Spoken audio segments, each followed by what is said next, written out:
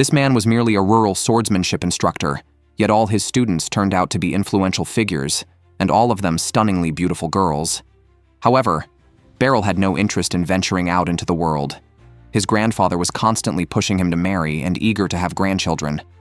But Beryl didn't even have a wife. He was completely devoted to the art of swordsmanship, dreaming of becoming a great swordsman. Yet his skill was only slightly better than the average person.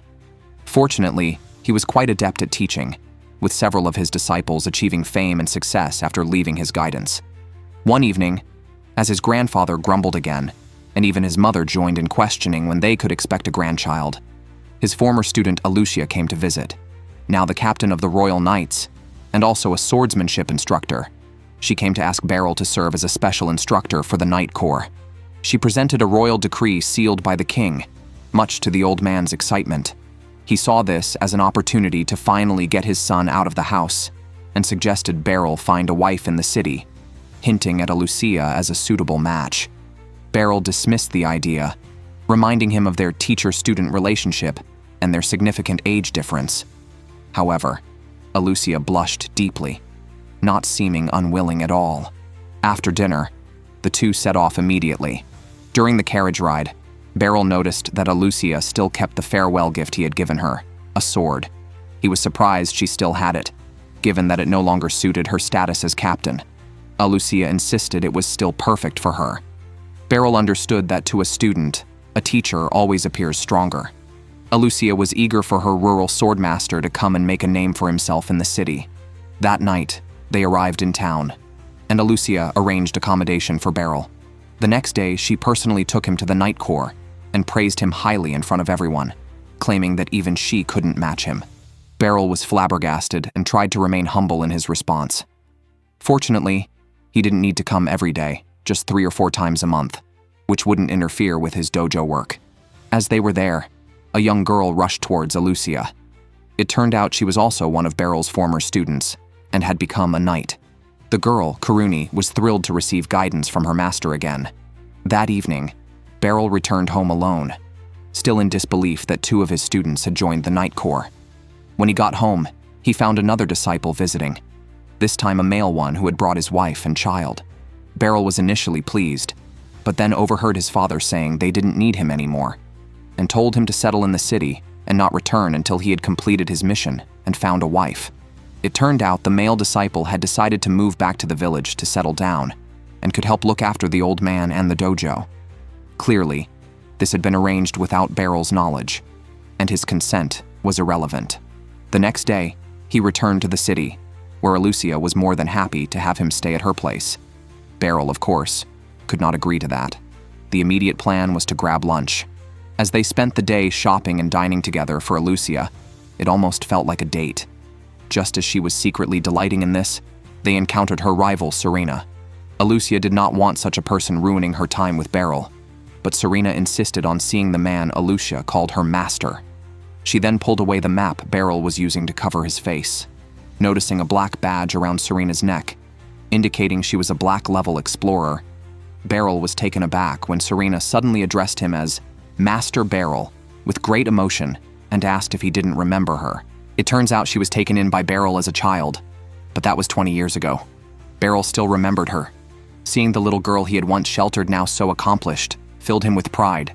Then, Serena learned from Alucia that Beryl was now serving as an instructor in the Knight Corps and was looking for a place to stay in the city. She instantly wanted to snatch her master away from Alucia, as she, being an agent for foreign explorers, knew more about inns than Alucia. She then took Beryl to a suitable residence, where he settled in temporarily after sending off his 2 noisy female disciples and began to ponder his next steps. The next day, he went to the Knight Corps, where a young man immediately challenged him, questioning why Beryl deserved to be an instructor. The man, Drought, the vice captain of the Corps, insisted on testing Beryl's skills. Alucia thought this a good opportunity for her master to demonstrate his prowess. Although Beryl did not consider himself exceptional, he had no choice but to participate, hoping not to embarrass Alucia too much. He drew a wooden sword, and Drought charged first. Beryl initially just defended, still managing to assess his opponent's technique, noting the young man's strength could break bones. To others, it looked like Beryl was merely fleeing in disarray. Just as Drought swung his sword down, Barrel's eyes hardened, and he slid his sword along Drought's blade, quickly reaching him and tapping his chin with the sword's hilt. Barrel felt guilty, as he had intended only to make contact, not to be too harsh as an instructor. However, Drought thought it was just luck, and accused Barrel of using tricks. He attacked again, more fiercely this time. Barrel sensed Drought's speed and strength were superior, but fortunately, his movements were linear, appearing like slow motion to Barrel, who easily found and exploited openings. Enraged, Drought unleashed his special move, dragging his sword tip along the ground and releasing it with a twist, creating a tornado-like effect. But the next second, he was stunned as Barrel lightly tapped his back with the wooden sword from behind. The outcome was clear, and Drought's previous disdain and arrogance turned into respect. He grabbed Barrel's hand, eagerly asking to be taught. Others looked on with admiration or shock at their new instructor. That evening, they even threw a celebration party for Barrel, with Drought completely conceding and seeking guidance in every moment. Barrel gradually adapted to city life. Meanwhile, back in the countryside, the old grandfather was talking with Barrel's disciple. The disciple, who had traveled widely, confessed he had never seen swordsmanship superior to his master's. It likely wouldn't be long before Barrel's skills would shock the world. Barrel's popularity in the Knights Order has been rising recently. Any casual guidance from him attracts a crowd. Drought respects him deeply. During a break, Karuni suddenly asked if Barrel wanted to explore the city, a chance to familiarize with the new environment. Barrel was eager. He had been an instructor for a week, but had only shuttled between the Knights' quarters and the inn. This was a good opportunity to explore. Meanwhile, Alucia was reporting on her work. If she were solely focused on mastering swordplay, she shouldn't have become the captain. It was too time-consuming, but she was determined to bring her master out. Alucia was sent to Barrel's swordsmanship dojo as a child. Her first impression of Barrel was that of a kind uncle. Initially, the newcomers only practiced sword swinging, but even the basics were taught with great care by Barrel. Next, they trained on how to use their bodies efficiently. Initially, Alucia could hardly hold an axe steady, but over time, these tasks became easy for her, and she grew accustomed to the sword in her hand. Barrel praised even her smallest improvements. Sometimes, Barrel would pick a student for one-on-one practice. He was like an impregnable wall, with no openings for attack, and could defeat Alucia in one move. Still, he praised her, noting her accurate intuition and timing. Alucia naively thought all swordmasters were like Barrel, until their dojo triumphed in a match against another, where even the opposing master lost to Barrel. It felt too easy for her, so on their way back, she asked Barrel if they were very strong. Barrel denied it, explaining that their style just happened to counter the others. He emphasized that learning was more important than winning. Alucia took the lesson to heart, but then realized she had lost her hair ornament. She hurried back to the other dojo to find it, where the students, sore from their loss, gave her a hard time, believing they hadn't used their real strength, and ganged up on her. Luckily, Barrel returned just in time to defeat them swiftly. The leader, unwilling to accept defeat, attempted a sneak attack, but was scolded by his own master, who admitted they were no match for Barrel or his students. After retrieving the ornament, Barrel quickly smoothed things over and accepted their apology. On the way back, Alucia felt guilty, thinking she had caused her master trouble. Barrel assured her she was not at fault and that he should have accompanied her back initially to avoid the dangerous situation. From that moment, Alucia's feelings for Barrel grew beyond mere respect. She was moved to tears.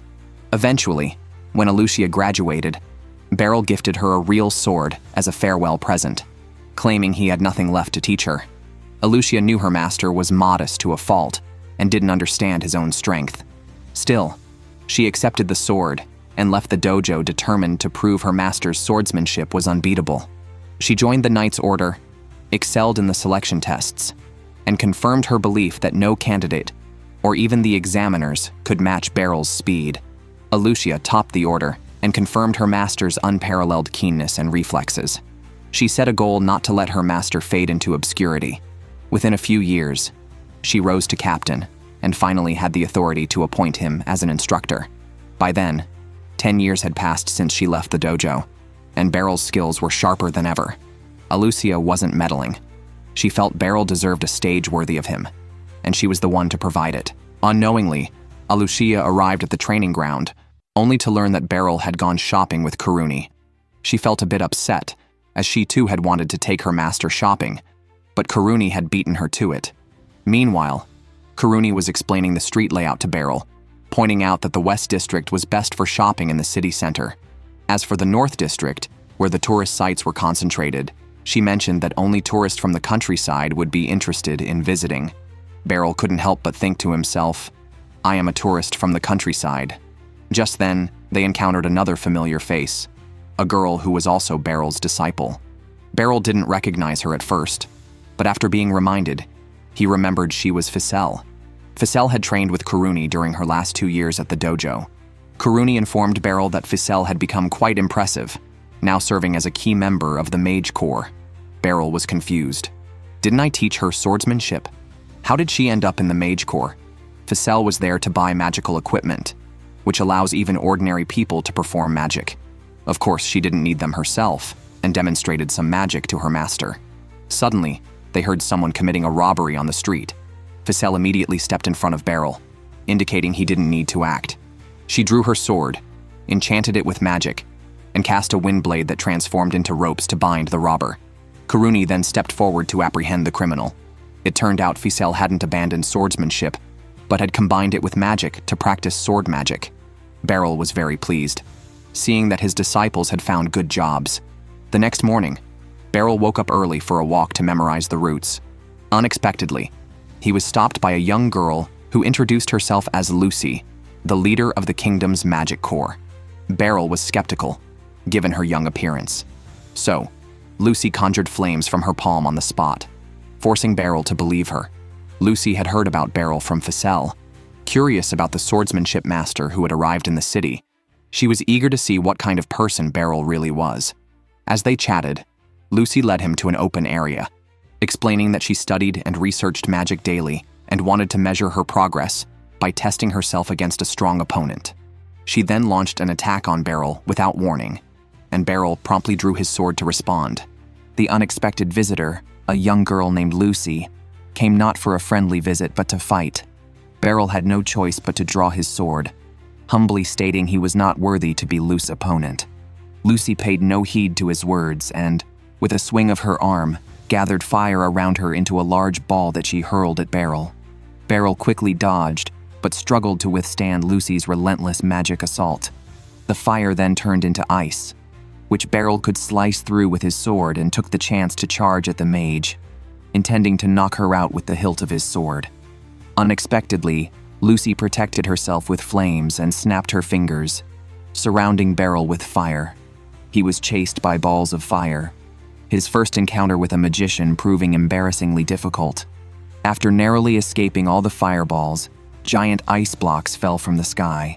Beryl deflected them back, but Lucy neutralized them with fire, creating steam that obscured Beryl's movements. He swiftly reached Lucy, only to be blasted away by a bolt of lightning. This was not even the full extent of Lucy's power. Suddenly, the air around her seemed to converge, signaling imminent danger. Beryl sensed a lethal attack was coming, but Lucy abruptly stopped, admitting she might have gone too far.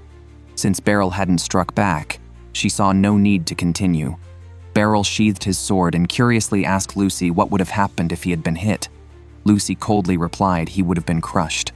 Despite this, she acknowledged Beryl's strength, explaining why Ficelle admired him so much. Beryl remained modest, feeling inadequate despite years of training and unable to defeat even his elderly father. Lucy's interest in him grew, and she invited him to visit the Mage Academy to test new spells she was developing. The next day, it was Ficelle who came to the Knights' quarters to deliver magic potions, and gave one to Beryl as a form of apology from the guild leader. It turned out the young girl, Lucy, was indeed the guild leader. Beryl fully believed this only after hearing from Ficelle that Lucy used magic to maintain her youthful appearance, and her real age was unknown.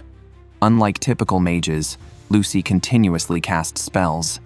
Lucia then approached Beryl, actually wanting him to help train new adventurers for Serena by ensuring they had the necessary skills to handle emergencies in a cave. Beryl recalled his own first cave expedition, entering confidently but soon running home, battered by monsters. Despite his lack of confidence, his apprentices encouraged him to demonstrate his skills. as the Adventurers Guild was near the Knights' quarters. During his visit with Serena, they encountered Lucy again, an old acquaintance of the guild leader. The guild leader immediately arranged for Beryl to lead the training, despite his assistant's disapproval due to Beryl's lack of experience. Serena was upset by the disrespectful attitude, and even Lucy, who vouched for Beryl, was displeased. The assistant insisted on a duel to allow Beryl to prove his strength, citing recent unusual monster activity in the cave.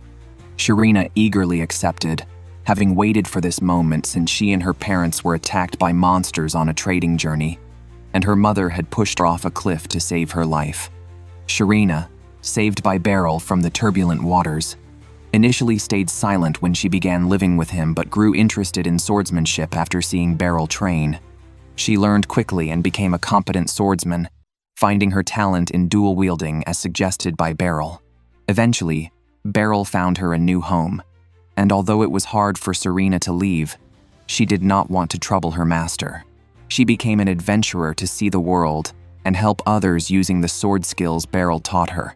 Now, after nearly 20 years, Serena wanted to show her master her achievements.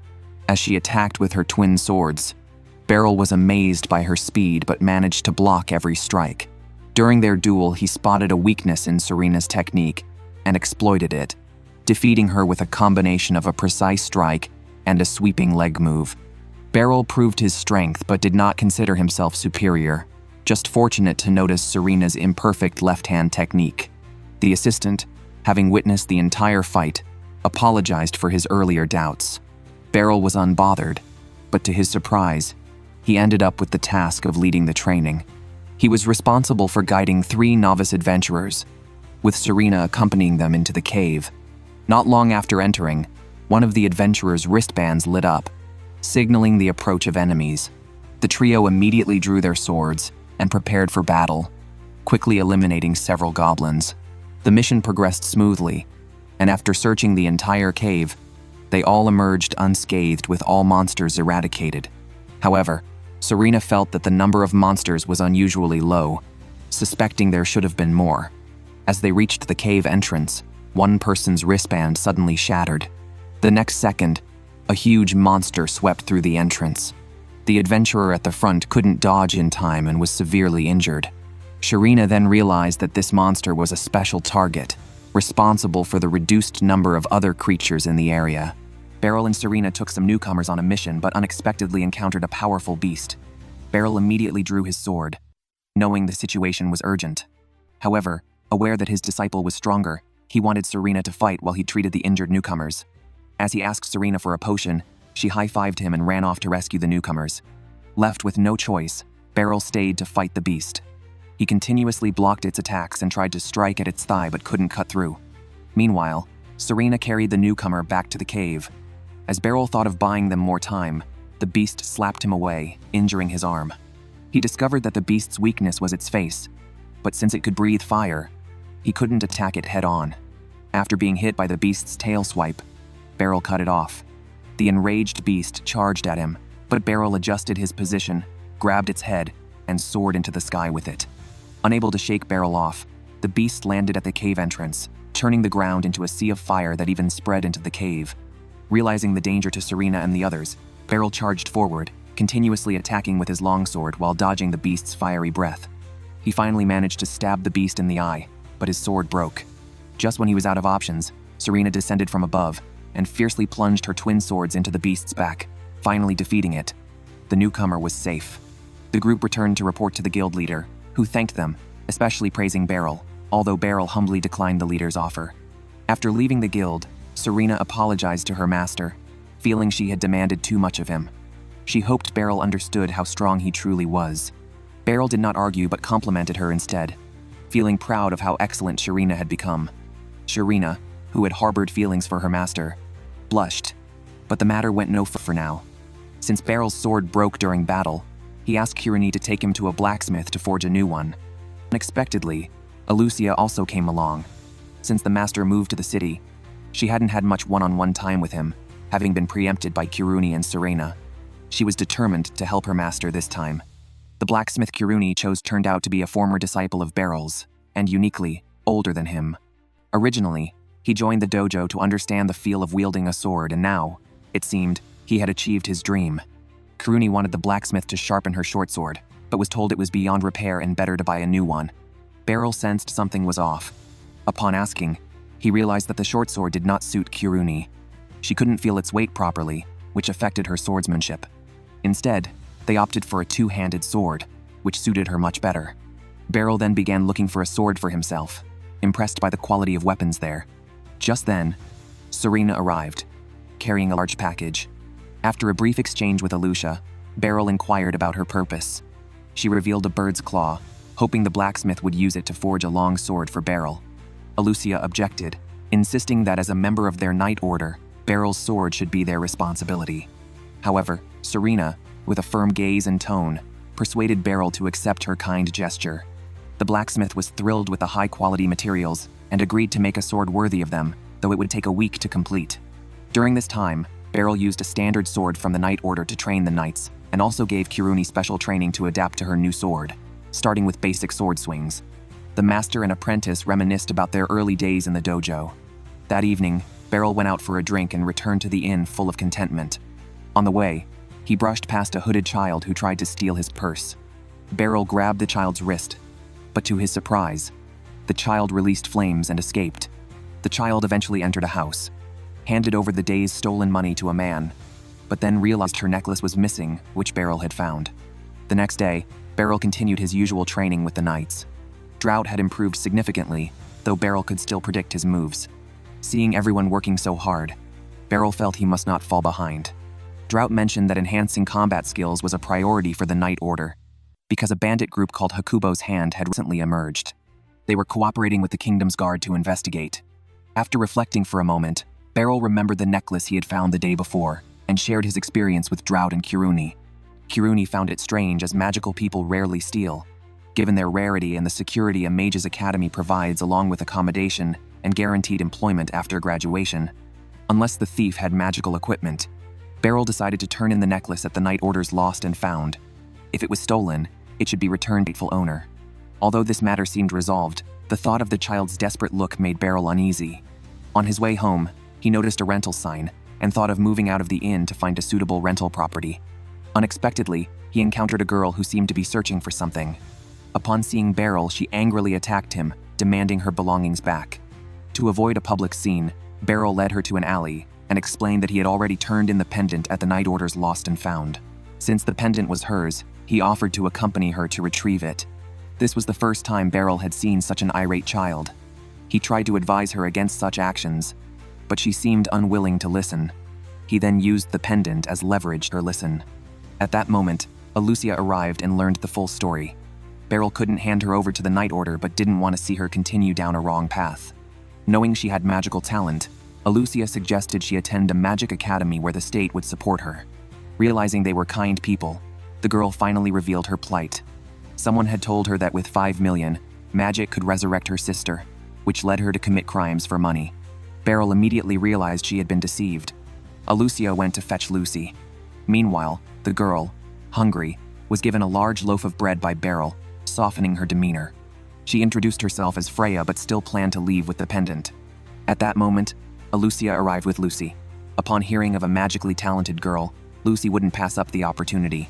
She demonstrated her magical prowess by reheating a cup of coffee with fire magic, and then invited Freya to their magic academy. Freya said she would only consider if Lucy could provide 5 million, believing she had witnessed her sister briefly resurrected. Though Lucy knew resurrection magic didn't exist, Freya insisted, claiming the person could keep her sister's body from decaying for a continuous payment, aiming for a full resurrection with 5 million. Lucy dismissed it as a mere illusion, stating there was no such thing as resurrection magic, but people often believe what they want to believe. Freya was still reluctant to give up. Lucy reminded her that if the man had lied, it meant that her sister's soul had been tarnished and insulted. She asked Freya to reveal the man's name, promising to confront him personally. If he truly possessed resurrection magic, Lucy was willing to provide 5 million for Freya. Eventually, Freya agreed and named the man as Hakubo, who was likely connected to the bandit group the Knight Order was currently investigating. However, the Knight Order's presence was too conspicuous, so Lucy only took Beryl with her. On the way, they learned more about Freya's situation. Led by Freya, They navigated to an ordinary-looking house. Knowing there was a secret door, Lucy still chose to smash through the front door directly. She left Beryl to handle the minor thugs while she went straight into the enemy's lair. She quickly confronted the boss, who recognized her immediately. The boss then released ice magic, which was trivial for Lucy and revealed to be mere tricks using magical devices. Hakubo used these devices to animate corpses and deceive Freya. An angry Lucy quickly subdued him. Outside, Beryl easily knocked down all the minor thugs with a wooden sword. Soon, Lucy emerged with Hakubo and confronted him in front of Freya, asking if resurrection magic truly existed. Hakubo admitted it did not, shattering Freya's hopes. With the matter resolved, Lucy returned to call the Night Order to arrest the culprits, leaving Beryl to watch over them.